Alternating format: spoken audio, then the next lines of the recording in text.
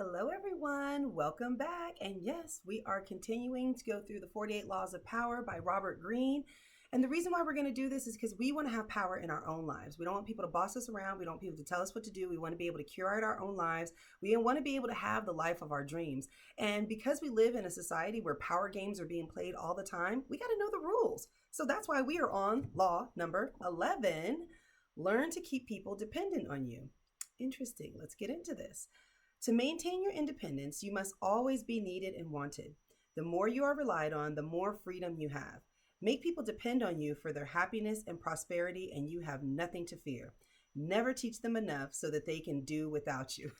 You know what? That reminds me. Have you ever bought a course and you were like, man, I just feel like if I'd have just gotten a little bit more information, okay, let me buy the next book, right? The reason why you feel that way is because I can't teach you everything because I want you to be dependent on me. That's actually a power strategy. So if you were wondering why you feel that way, that was deliberate. I'm just letting you know. So let's talk about some keys to power. So the ultimate power is to get people to do as you wish. That's what we're trying to do. And that's what other people are trying to do to us, right? When you can do this without having to force people or hurt them, when they will willingly grant you what you desire, then your power is untouchable. The best way to achieve this position is to create a relationship of dependence. I guess that's true. I'm not going to lie. I think that has a little bit of truth. And the reason why is because power involves a relationship between people. So if you were completely independent, you'd be in a cabin in the woods. But if you're going to be living in this world, dealing with other people, working in society, you're going to have to know how power is dealt between different people.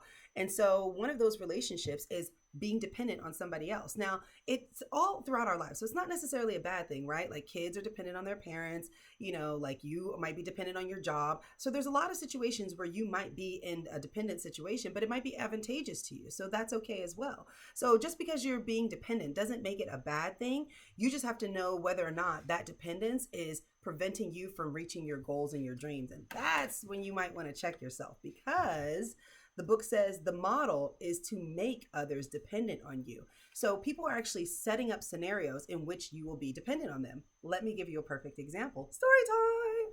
So we have an apprentice program because we have a landscape construction company. If you're ever wondering why that thing is back there and all the little turf, that's what we do. And part of that apprentice program is that we provide transportation to and from the job site. We also provide food, and you get paid weekly. So all of those things make it a very, very attractive offer, right? But it does make you very dependent on us, right? Because we're providing your transportation. So if you can't drive, how are you going to get another job?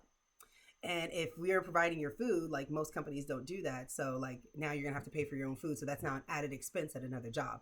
So that's a good situation, right? Both of us are winning. So I think that that's okay. But you have to look at that's how people are going to set up situations, is because I want you to stay. So I want to incentivize you. So I do want you to be a little dependent on me, right?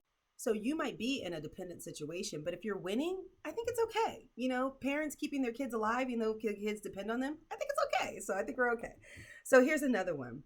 You should create a situation in which you can always latch on to another master or patron, but your master cannot easily find another servant with your particular talent.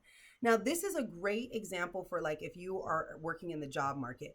If you are an amazing employee, employers will bend over backwards to keep you happy because so few employees come in wanting to be a great employee. Like we used to have really good customer service. Now it's like, customer service is not like a thing anymore. I think it's because back in the day, you used to work for jobs for 20, 30, 40 years. Now, when you're cycling through jobs all the time, it's kind of like I'm only here to get what I can get out of it.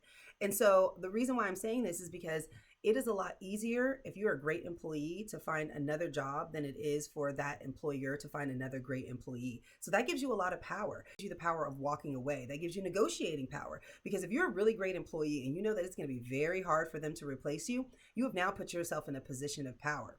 Take advantage of that, okay? Go ask for a raise. That's what I'm telling you. Okay. Another thing to think of if your master is dependent on you is that don't imagine that the master's dependence will make him love you. In fact, he may resent or fear you. But some say it's better to be feared than loved because fear you can control and love you can't. That's what Machiavelli said. I don't know how I feel about that. What do you guys think about that? Give me your thoughts. They have some other stuff on here talking about, knowing other people's secrets is another way to keep people dependent on them. That's why you're hearing so many things about friendships, because like people thought they were friends and things went awry and they put all your internet out, put all your business out on the internet. So I don't know. Keep your secrets to yourself. Get a diary, get a therapist, okay? I think that's about better. In this day and age, I would get a therapist. Let's talk about the reversal. The weakness of making others depend on you is that you become dependent on them as well. Unless you want to stand alone and drive out all competition, and then you're kind of isolated. So I think the best strategy is going to be interdependence. That really remains the law, because honestly, if you can create win-win situations, that's something that people can get dependent on, and then we're both winning, right? And that's what I think, if we can learn anything about this, instead of creating relationships where it's like I'm dependent on you, you're dependent on me, why don't we create relationships where we both win, where we both prosper out of this, where we both get something out of it? Because if we're both winning, we're both getting something out of it, what's the likelihood that we're going to go and make it work, right? So I think that that is something really, really that we can really learn from this is, do you want people dependent on you? You can, but you might become resentful for that. I know that I would be really resentful if somebody depended on me. It's like, now I got to go do this for you again. You can't do nothing for yourself. Like, that's just me. So I like more win-win balanced situations. So final conclusion, Nikisha's final answer. Final answer. I think that if you make people dependent on you, make sure that you're creating win-win situations. That way, nobody becomes resentful. That way, it's not really dependence. It's really just more interdependence. We're both relying on each other. We're both winning out of this situation. Also, I think it's always good to take note too. Are you dependent on someone? And is that putting you in a position where you don't feel like you have any power? If so, you might want to change that. And if you are in a situation where someone is dependent on you, make sure that you understand you are in a position of power and to use that power wisely, because it can come back to bite you. People don't always like to be in a situation where they're dependent on somebody, because they realize that that is a big deficit in the power dynamics. So I hope that you guys have learned something from law number 11, and we will be back with law number 12. Make sure that you like, make sure that you comment, make sure that you subscribe. I am going to try to talk slower.